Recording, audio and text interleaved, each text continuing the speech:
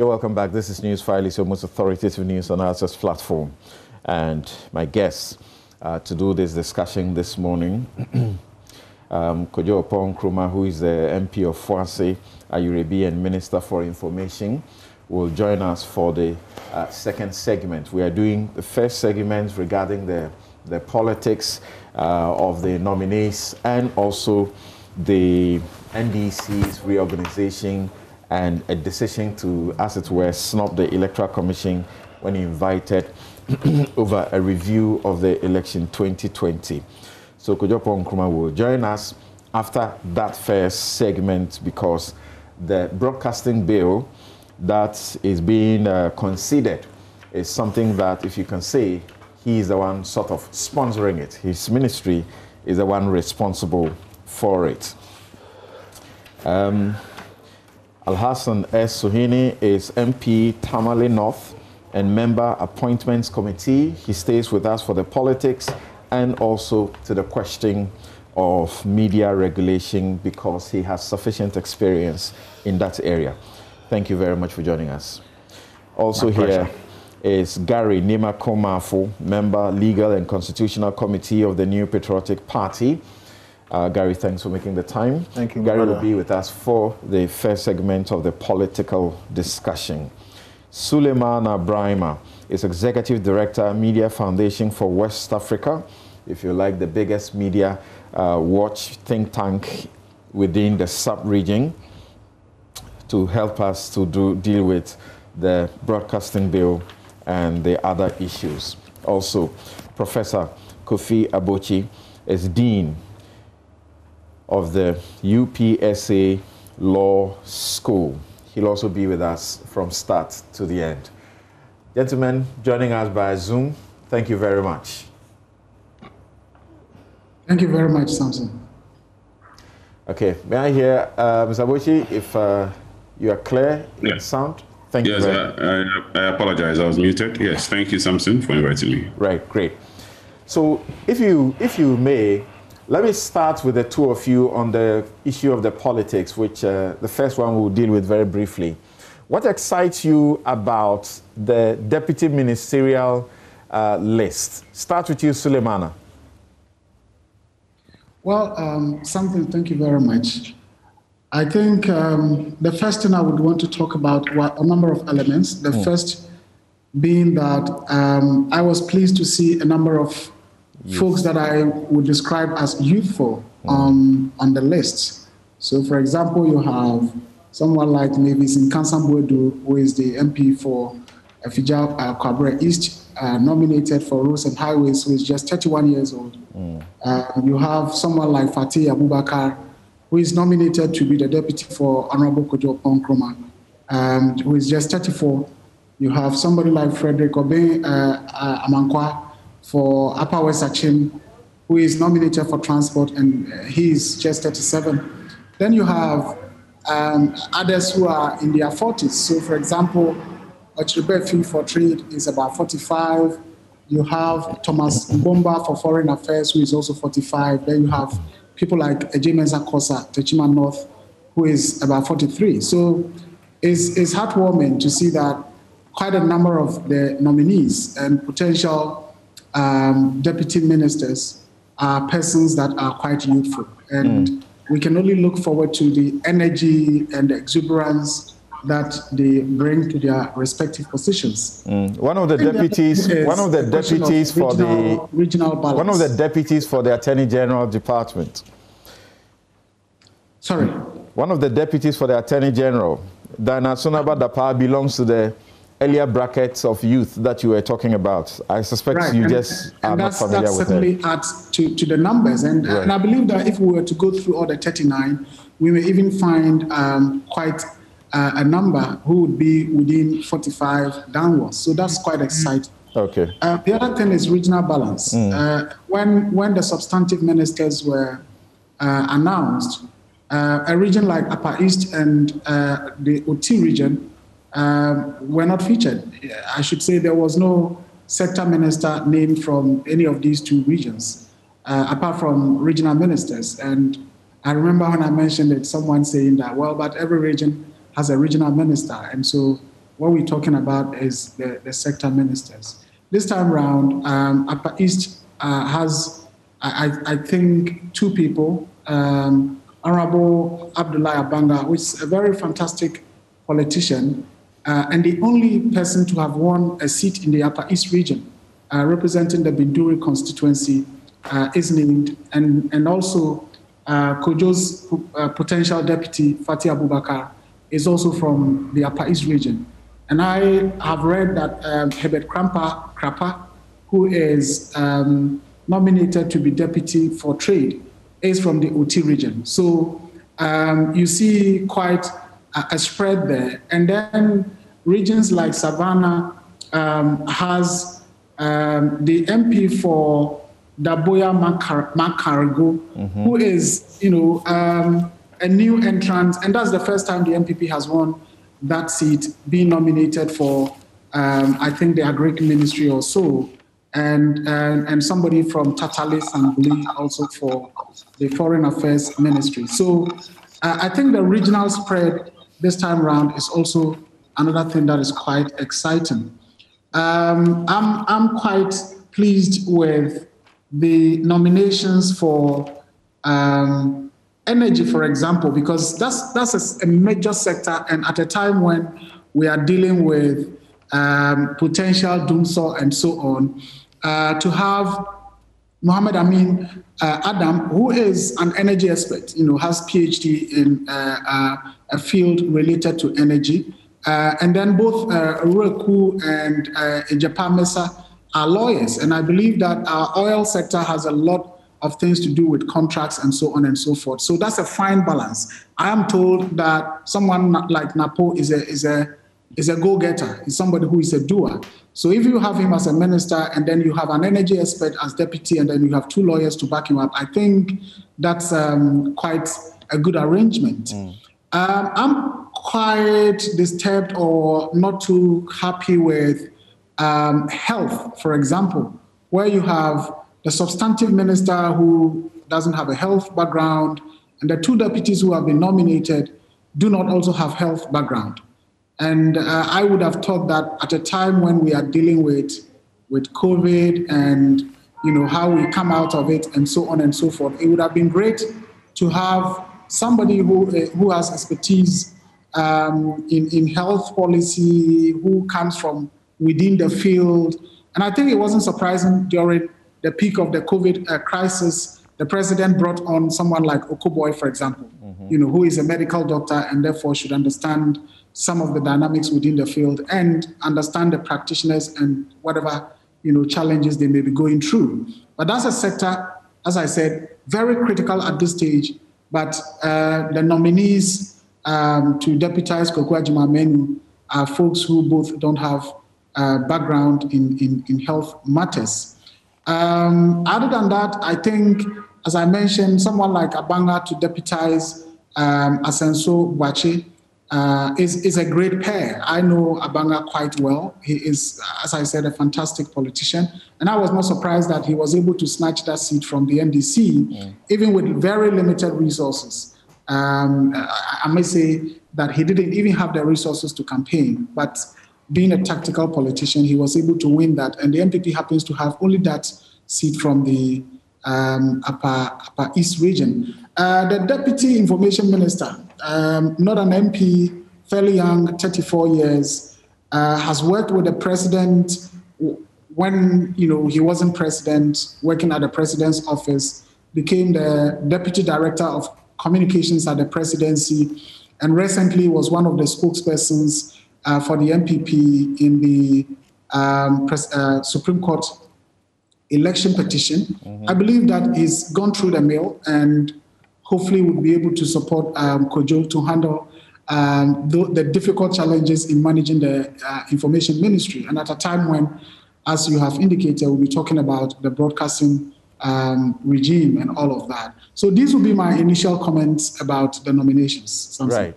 Okay. Professor Abochi, what do you say? And then after your, if you like, your initial analysis generally of them, you may also zoom into the area of your interests. I'm sure that will be the Attorney General's Department.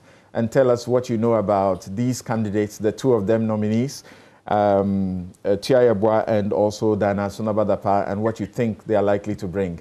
I know some of them have been your students. Yes, that's right, Samson. I'll come to that. So just as you indicated, and I think that Suleimana has done a good job with the details, so I'm probably going to stick to the general.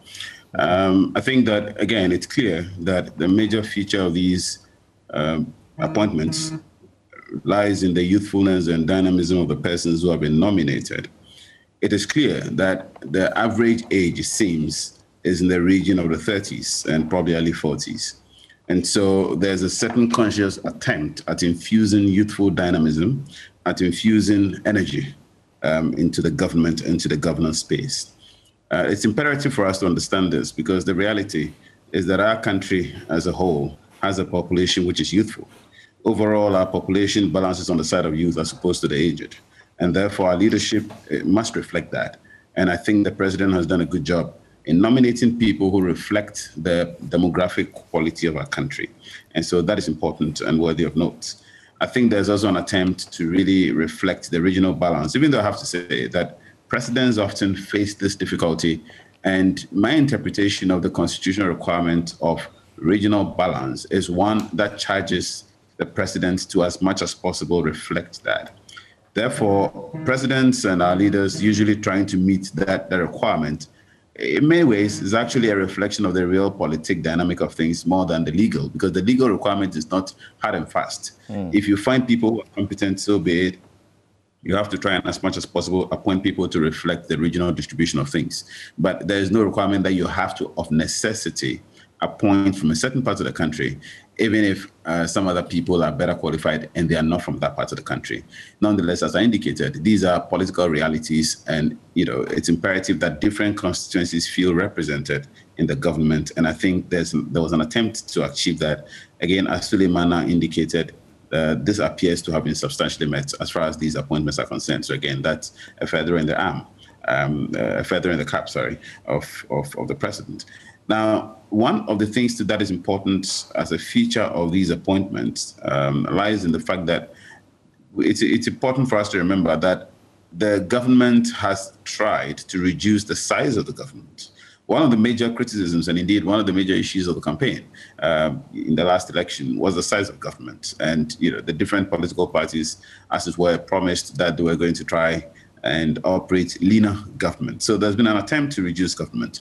And whenever you attempt to reduce the size of government, what you do is to do a concentrated competence, a concentrated arrangement of competence, so to speak. In other words, you probably have to have one person who must have a certain skill, dexterity to be able to perform across sectors. If you are concentrating ministries, if you are concentrating government agencies that otherwise were formally split. So that concentration also appears to be reflected in these appointments, given some of the people who have been appointed this time round and the kinds of dynamic variables that may have been considered in these appointments. Now, in appointing deputy ministers, one needs to focus on certain key and fundamental indicia. One of them is the fact that a deputy minister, in many ways, is a stand-in minister in the absence of the minister himself. So the minister himself may not be able to perform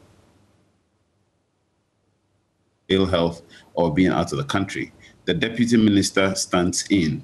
While the minister is in town and is able to perform his function, but is not able to be everywhere, the deputy minister represents the minister when the minister is not able to, so to speak, show up in places that he's supposed to. So it is in this context that the deputy minister must have that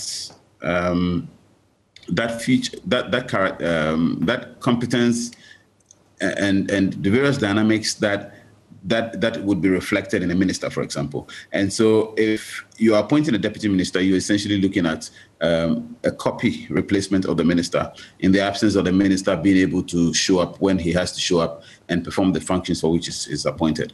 But critically, it's supposed to provide support for the they have to. Okay, we have just a hello, Professor Bochi. Okay, so I think we have just a little problem with his line. We'll establish contacts again with him so that he can complete his submissions and zero in on the area of his practice, the law. That is to say, the Attorney General's department. Gary, well, first of all, there are those who say the president ought to be applauded for first reducing the ministries and then reducing the number of the ministers. Well, I disagree with anybody who says he deserves any praise because he brought it upon himself. He didn't need 100 and over a dozen, ministers in the first place, even though that was justified over the period. But with what has happened so far, let's hear you. Well, good morning, Samson, and good morning to my brother Suhini and your fellow panelists and your viewers. I think that what we need to focus on now, by and large, is what we have now. 86 in total, I believe, which is a departure from 127. So I think that we should commend the president because, you see, with the reduction of size of government, clearly there's a correlation on the exchequer. Clearly, I mean, because if you look at even at those who have been appointed now, about 34 of them are MPs already. 34 MPs already, which simply means that the salary they are going to draw, will not be the salary as if they are not even ministers or members of parliament. So there will be a reduction in government, in public purse expenditure. Now, if you also look at the youthfulness, as I rightly pointed out, the fact that now there's a blend of youthfulness and those who are old. Those who are already on the job, who have had experience for the past 4 years, and the new ones have been brought on board to come and complement what is going on. I think it's better. Look at somebody like Honorable Abu Jinapo, and how he has started with the Ministry of Lands and Forestry. Right. Clearly, the way he has started, I have been sitting back and watching him from the flanks. You can see that he means business. Now, Galamsey is an area that His Excellency the President put his presidency on the line. In the first, term. And then told Ghanaians that, look, I'm going to make sure our water bodies is sanitized. What did we see? Along the line, we saw there was a lot of problems along the line. People were flouting all these orders. Now we see a new minister who has come on board. The first thing that he did was to now invite stakeholders for a full-blown conference to see how we can make progress. Now there's a suspension of even prospecting license. People take that license with the thinking that they are going to do prospecting, and they end up actually going to what? To go into the forest to go and even do Galamsey by itself. So now I think that when you have all these people now on board, let's see how it goes. As much as that's such a good signal, and everybody, who is fair-minded should support the minister to achieve this. Right.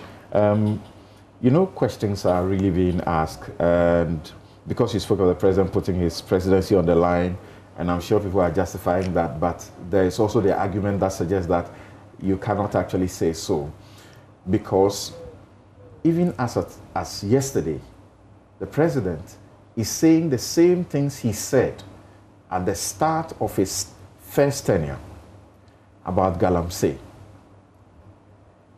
And we know that within the period when Galamsey was said to have been banned completely, there was a ban until certain things had happened.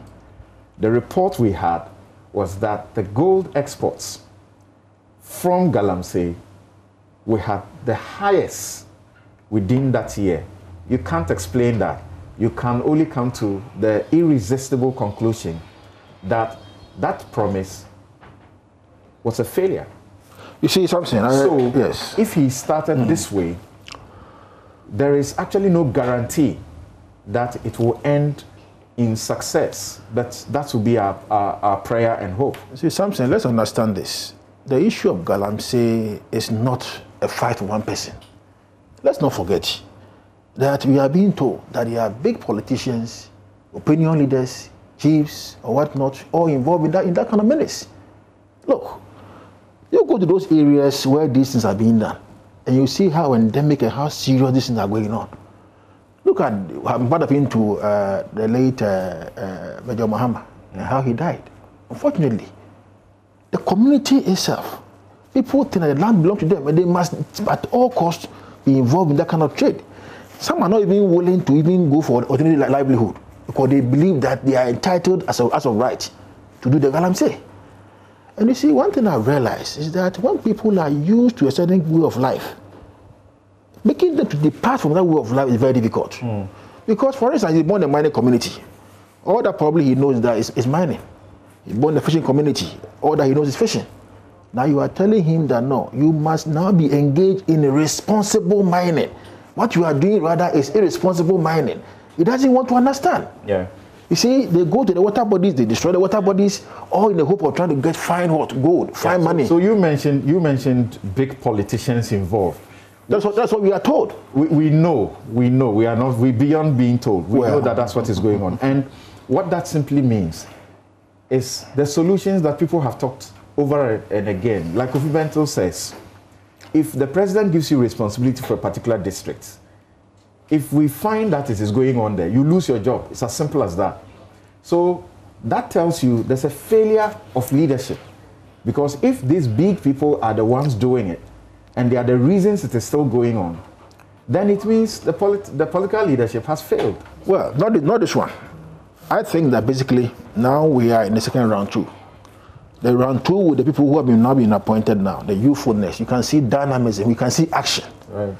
Let's see how it goes. Okay. I can assure you that with the way that they have started, it's not going to be an ideal wonder. With the way that they have started, I can assure you that the deputy ministers are going to promote the work of their ministers, and by and large, by the time that this round two will be over, Ghanaians will see that the 2024 election for the next MPP administration will not be an ideal wonder because they will have seen a clear signal on the ground that, as a matter of fact, the president has succeeded. Okay. You understand? So please, let's just see just how it goes. Now, Attorney General, Minister of Justice, the two deputies who have come there, they should understand that there's a very huge job area there. You know, we have seen attorney generals in this country. They should learn from the deputy attorney general then, who has now been elevated to attorney general. Something you and I were in court all the time, and at least you can monitor the work that Honorable Dame did at the time of deputy attorney general. Dame and Pemka. And Pemka, yes. You see, as they are coming there, they are not MPs, okay? They are not MPs.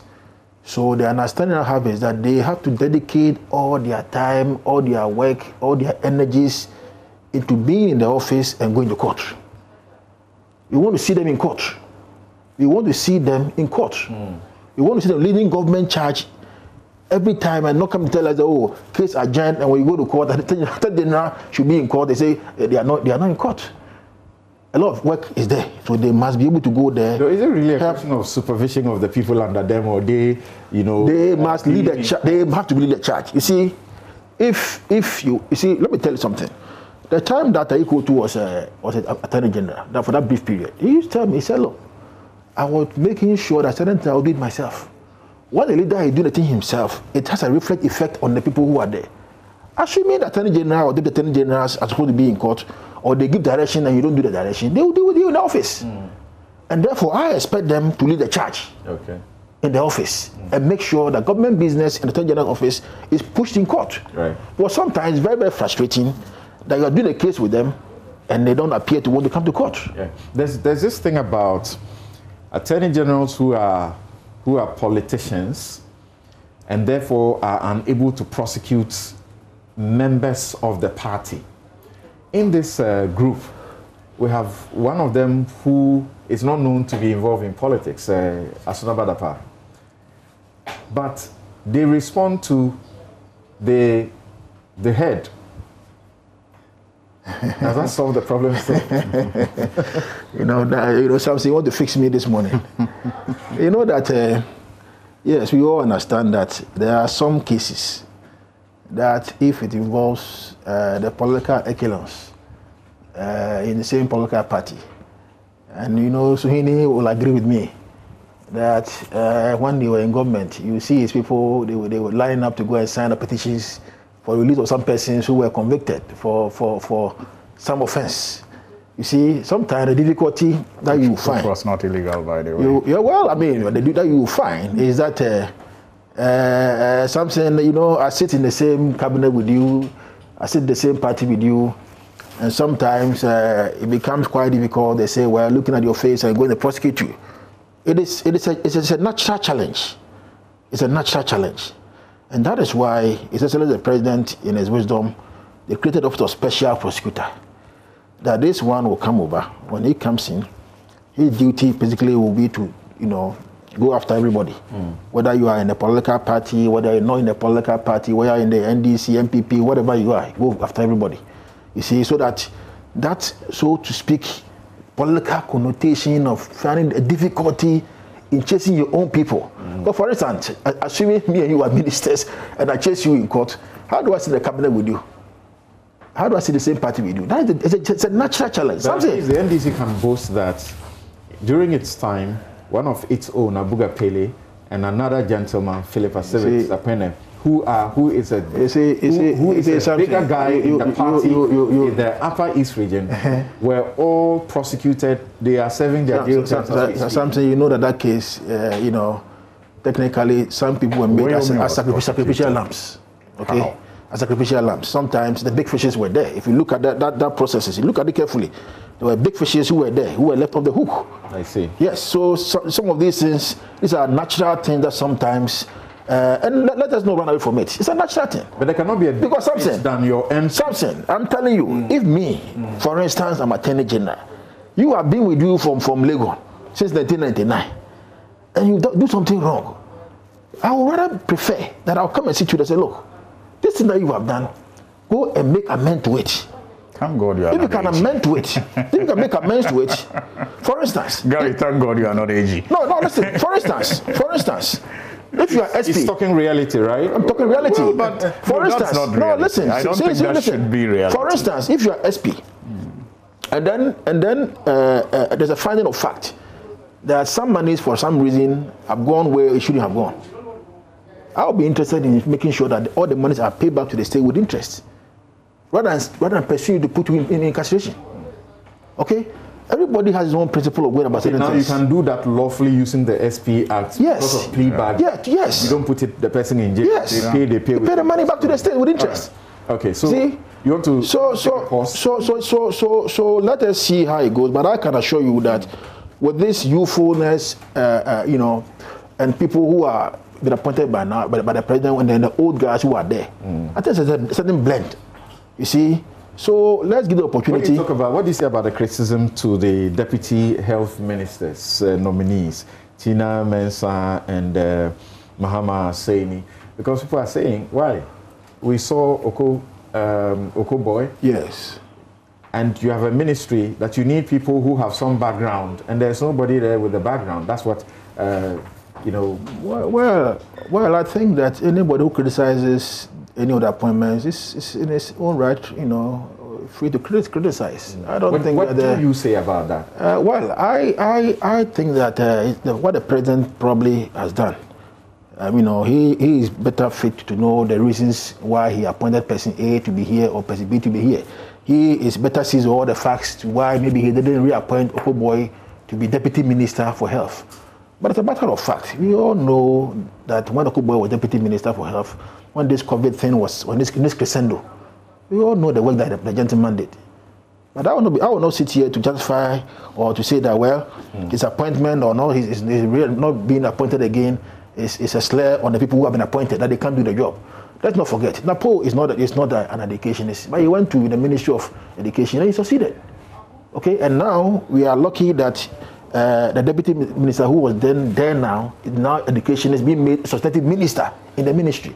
But can we say that because Napo was not an educationist, he didn't succeed at the Ministry of Education? He did. I mean, we all know what he did. Okay. So the president, in his wisdom, really knows. The convex is also true. Yes. That the president has assessed the situation and feels that the Educhum is better to head that ministry because he has, you know, that's his area. You see, the Constitution, for example, because the Constitution mandates who should be Attorney General. You can't put somebody who is not Attorney General there, someone who is not a lawyer there. Right. Why can't we take that wisdom and ensure that we are putting, the right people in the right places? Okay, so let's continue. You are going to be, as it were, deciding whether they qualify or they don't qualify. What do you say about the list you see? Well, Samson, first of all, let me associate with earlier pleasantries exchanged and move on to some few temptations that I am unable to resist in Gary's submissions. He subtly made reference to the Muntie 3 and how people in government at the time lined up to sign requesting pardon for the people who were incarcerated. And it reminded me, and that's on a light note, of how Ghanaians from all walks of life only recently went on social media and other platforms to call for mercy to be shown to Polo, Kwapin Polo. And I mean, it's not seen to be wrong. So it makes me wonder if it is just the politics or what people did for the Muntie 3 was wrong. Where will you leave the society and its principles if there are people who are also human beings and citizens of Ghana who go in for less or who go in for more? Say, my typical example of the woman in my village who is starving and the children are starving and goes to somebody's farm and takes something small just to eat, and she's caught for stealing. She's put into jail for 20 years or more, and her children are sitting there. Nobody goes to cry that she should be released. So where do we leave this country? If people, because of some name or something, we have to go and beg that they should be released. I agree. I'm just saying that I agree with your observation. I'm just saying that I'm wondering if it is because of the politics in the case of Muntie 3 that people think it was a wrong thing to do, yet they seem comfortable or don't even criticize the fact that same is being done for Polo. That's just the point I'm making. Well, in case of in case of Kwapin Polo, we are even told that the Attorney General is in support of it. Exactly. So, okay, so let's go. So that's what I'm saying. For me, some of these things just make me wonder. I mean, what we hold as principles. Gary, let me proceed. Wait. That point that my brother just raised is an undercut. Well, but it's true. It's been published in the news that, and it's not. He's not comfortable. So let's go on. How you are going to assess? Then the other temptation has to do with the Galamsey fight, because I'm the deputy ranking member on the Lands and Natural Resources. You permit me to just make a comment on it. I mean, I sincerely think that President Akufo-Addo had no reason whatsoever to have failed the people of Ghana in the first term of his government as far as the fight against Galamsey is concerned. I mean, he was not the first president to have started the fight against Galamsey. You recall that his predecessor,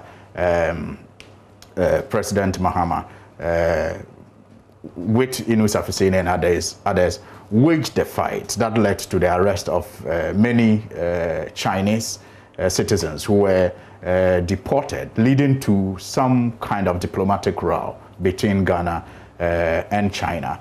It did not deter the president and the government at the time. But what that president and that government didn't get was the civil society support and the media support that President Akufo-Addo had.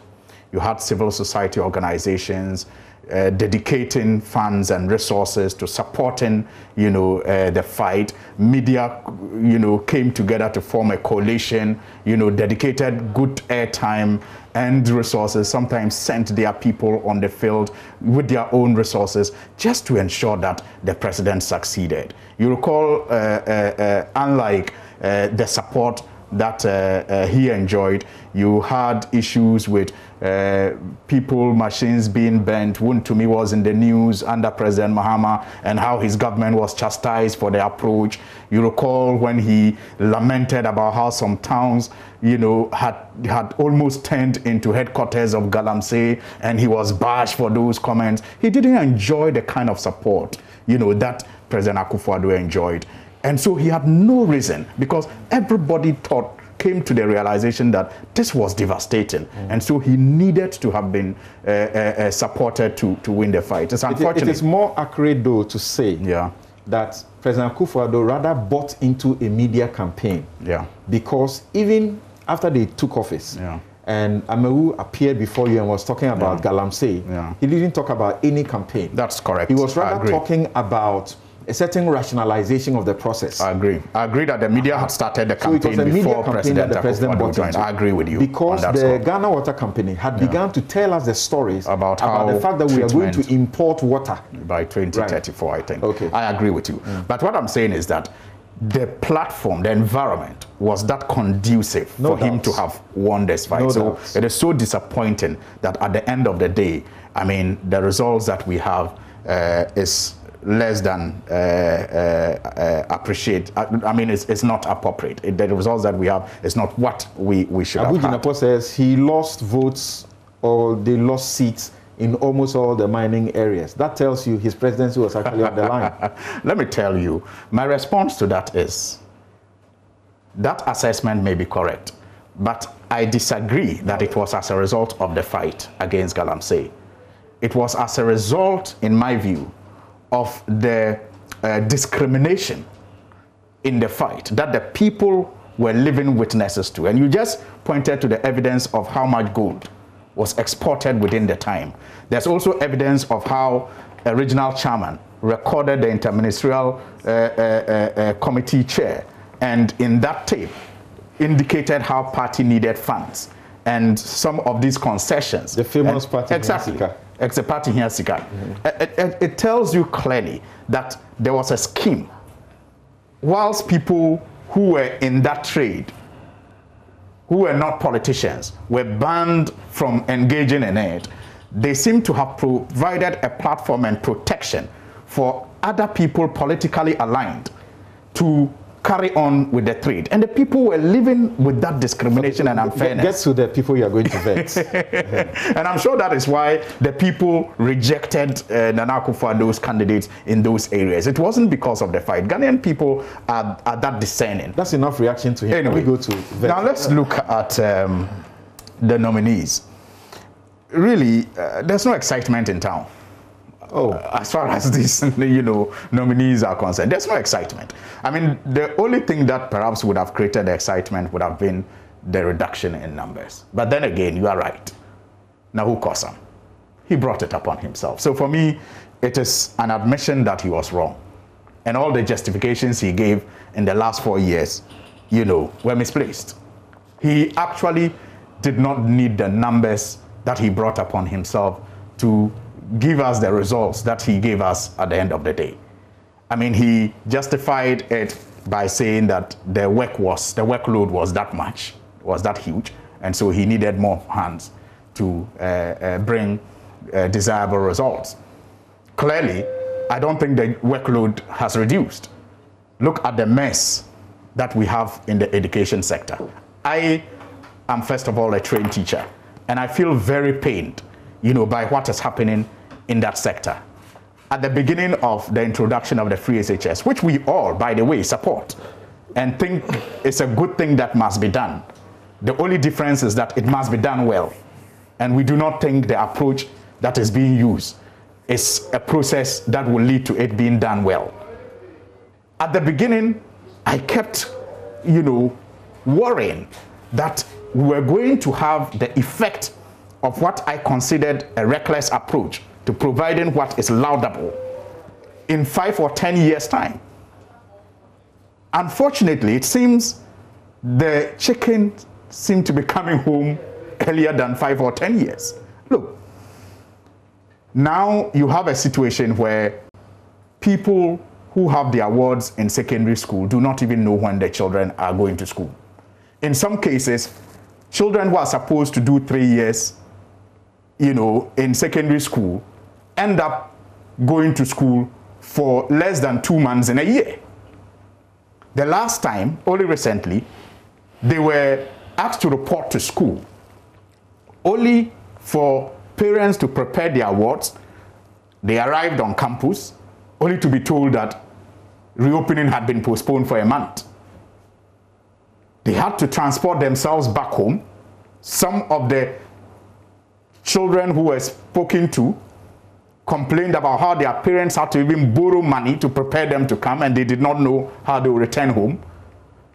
We are told again that it has been postponed. The first postponement to a month has led to another postponement. And Samson, you are familiar with Tamasco. At the time that the postponement was happening, I was in the constituency. The school administrators had decided to ask some of the third years who were in school to go home because they did not have space to accommodate those who were, reporting to school. So those third years who were asked to go home after a balloting left campus before the announcement of a postponement, came to their attention. So what it meant was that those who were asked to go home were now supposed to return. I mean, what kind of confusion is this? And so I feel sorry for some of these new appointees who will have to deal with this mess that we have on our hands. And for just mere partisanship, because our favorite or preferred party will look bad, we all seem to be looking on as this deterioration, and confusion is going on.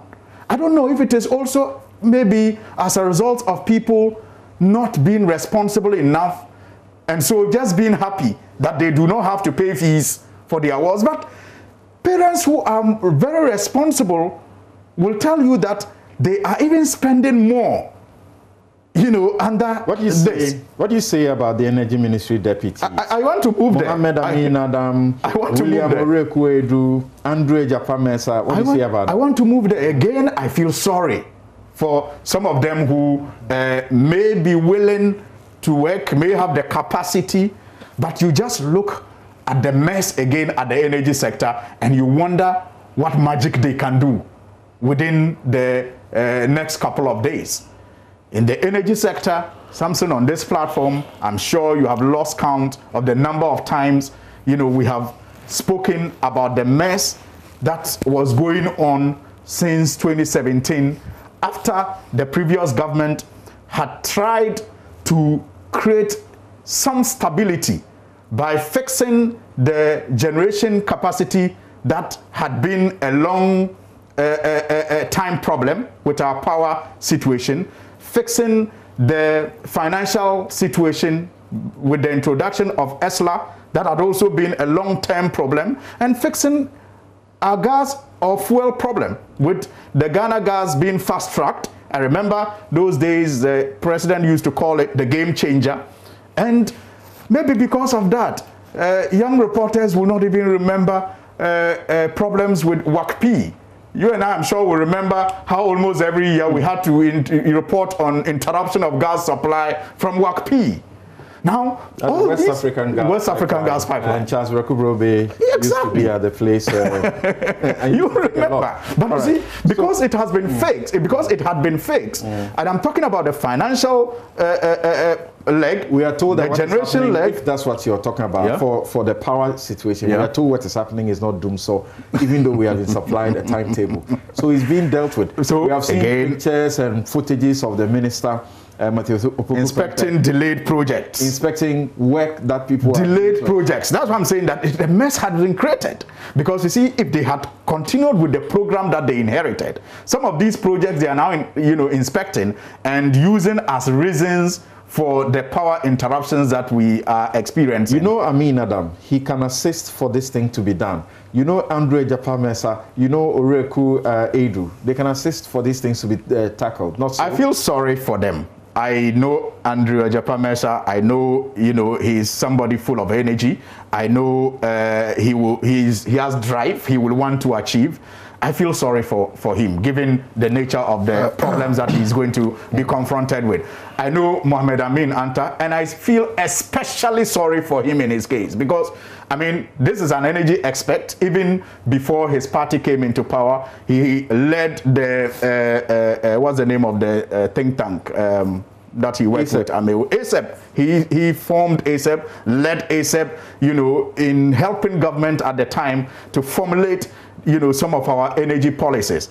Isn't it sad that his party comes to power and, you know, an agent, Amewu is a fantastic guy, I know also, but he formed ASEP. He got Amewu and Co to work with him. He deputized Amewu. And when Amewu is not even at the ministry, he's still deputizing a new person. That's what I'm saying. I feel so that is especially sorry for him. That's a clear agreement that this is competence. Is it? He's going to where he's comfortable. But why is he not a minister? And you actually want him to be a minister. Why is he not the minister? Why has he been a deputy all these years? So that's the point. What does he lack? So he's competent. He should be a minister. So you are confirming that? No, I am saying that, you see, I'm saying that even those that I know may have the drive and may have the energy and may have even the competence to work. I feel sorry for them, one, because of the level of mess that has been created in the last 4 years. Right. And in Ante's case, I feel sorry for him because he is not even the one who is going to be calling the stakes. And you those who are going to be vetting these people. Yeah. You see, you are doing a job for the whole of the country, and we watch you. When they come to you, what are you going to be saying? That because I feel sorry for you, I won't pass you, or what? What are you talking about? No, I mean, we are not discussing what will guide the work of the appointments committee and by extension, my approach as a member of the committee. Definitely, we are guided by the Constitution. We first of all will have to look at whether they are qualified to occupy those positions, whether they have engaged in any illegality over the years. And let me just perhaps caution those who have been CEOs and have had the opportunity to be nominated to look in their cobwebs, because we will look there.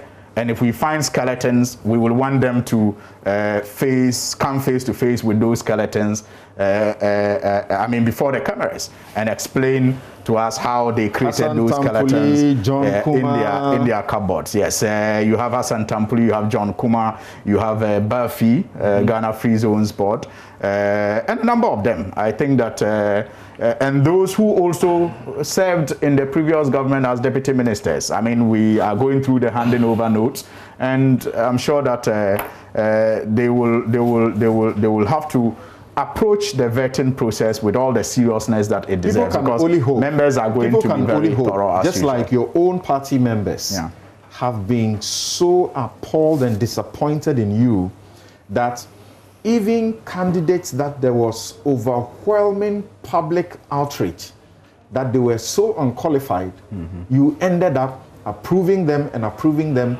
with such, you know, juicy numbers. People are only hoping that you will not complain this way and then go back in there and still do an approval.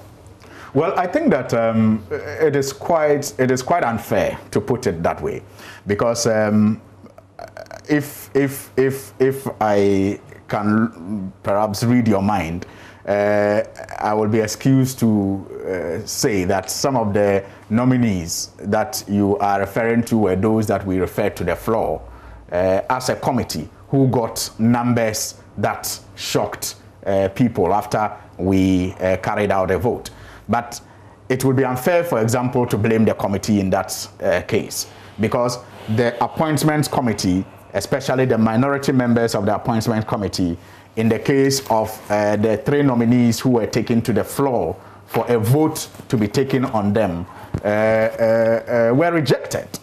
And it was on the basis of their rejection that they had to be taken to the floor for members to decide on their fate. And so that, you know, process was out of the control of appointments committee members. Interesting. It was disappointing, yes, that you know, some of them got the numbers. Let's get you conclude, because your line cut.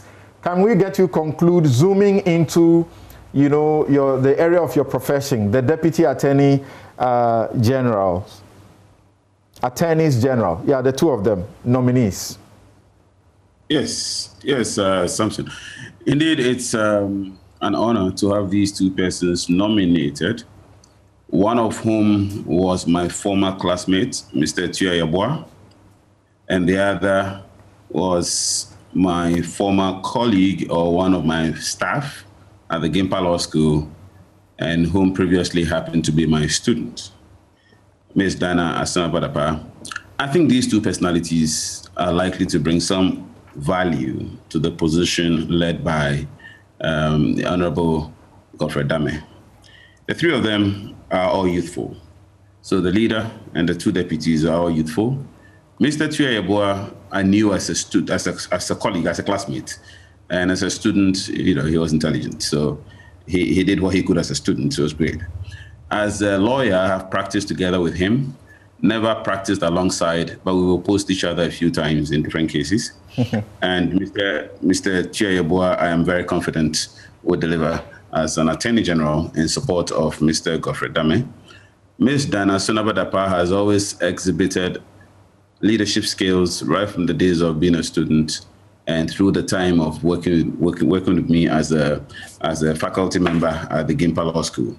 I think in that particular capacity, her biggest asset is her ability to work under some other person's leadership. So as dean, and she being one of my lecturers, Dana undertook and executed with exemplary comportment every assignment that I gave her. And she has the sterling quality of a leader. She has a firm spirit. She's clearly in charge and in control of whatever she does. I'm very confident that given her age, which really puts her on the brighter side of things in terms of the number of years ahead of her, if she decides to step in the limelight of politics for the rest of her days, she invariably will have some future in that direction. But as Deputy Attorney General, she's invariably been elevated in at a very early time of her life, and she has what it takes to deliver, and I'm very confident in this particular respect. So I am quite happy for the two of them, whom I know differently for different purposes, and I'm confident that if they put themselves together as a team under the leadership of Mr. Dame, and Mr. Dame himself will happen to be in school together. He was a year behind me, but we're in school together, so I knew him too well. So the three of them I've had the opportunity of knowing for some long time.